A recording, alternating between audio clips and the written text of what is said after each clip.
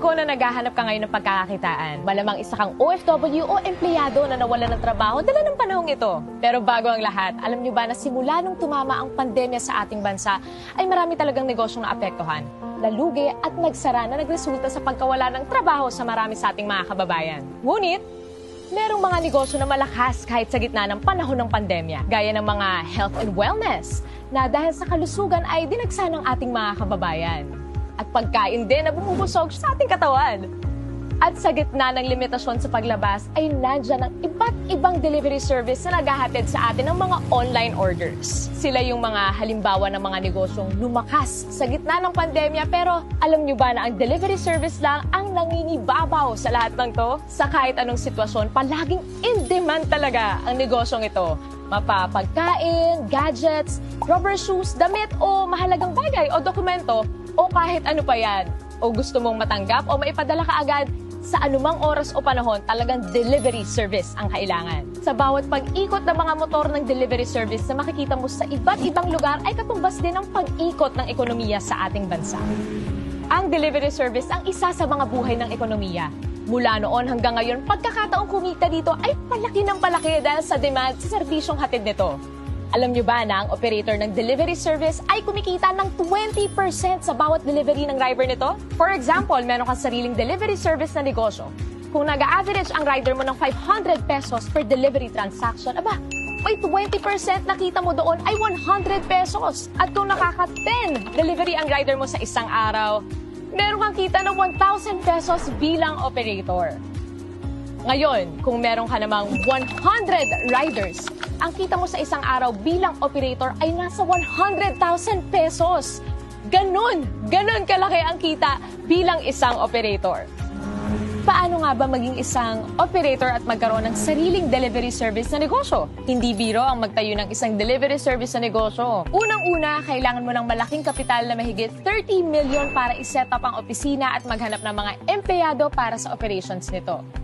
Pangalawa, kailangan mo ng isang IT company na gagawa ng software at operating systems nito na nagkakahalaga ng mahigit 50 million para i-set up at i-maintain taon-taon. Pangatlo, kailangan mo kumuha ng iba't ibang permit para sa pag-operate ng negosyong ito. At pang-apat, kailangan mo pang mag-set up ng iba't ibang opisina para sa mga iba't ibang lugar na mag-ooperate at kumuha ng mga permits para dito. Mukhang mahirap maging operator ng isang delivery service na negosyo dahil sa dami ng kailangan, lalo na sa kapital. Pero ngayon, posible na. Worry no more dahil nandito na ang isang delivery service company na pwede kang maging online franchise operator.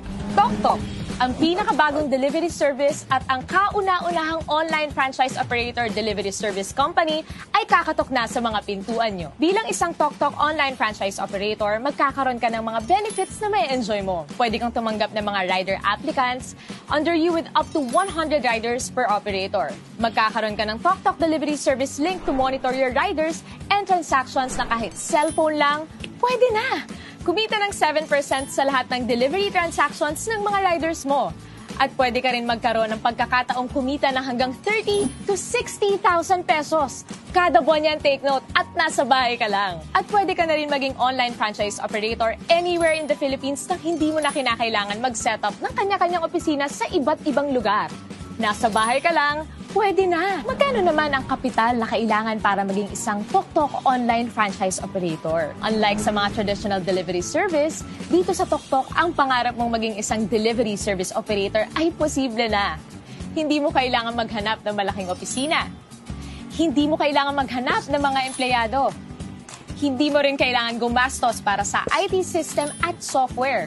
Basta may cellphone at internet ka, pwede na! And the best part, hindi mo kailangan ng malaking kapital, hindi mo kailangan ng 30 million, 20 million, 5 million, or kahit 500,000 pesos. Pero what if, sa halagang 288,000, pwede ka na mag-operate ng sarili mong TokTok online delivery service? Mas okay, di ba?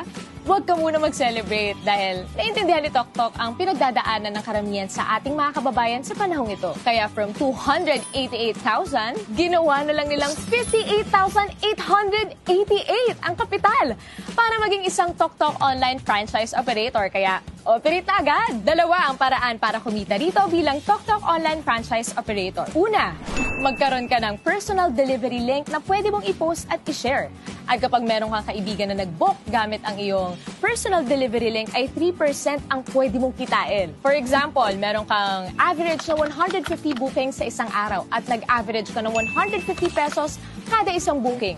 Pwede kang kumita ng as much as 20,000 pesos per month nang nasa bahay ka lang sa tuwing may gagamit ng iyong personal delivery link. At ikalawa, pwede kang kumita ng 7% bilang isang TokTok online franchise operator mula sa delivery ng iyong mga rider. Pero hindi pa tayo nagtatapos dyan. Kapag decided ka na nasubukan ang negosyong ito, nandito ang TokTok para makatulong sa inyong lahat. For a limited time only, pwede ka nang maging isang TokTok online franchise operator for a special unlimited promo price na 16,888! All in na yan!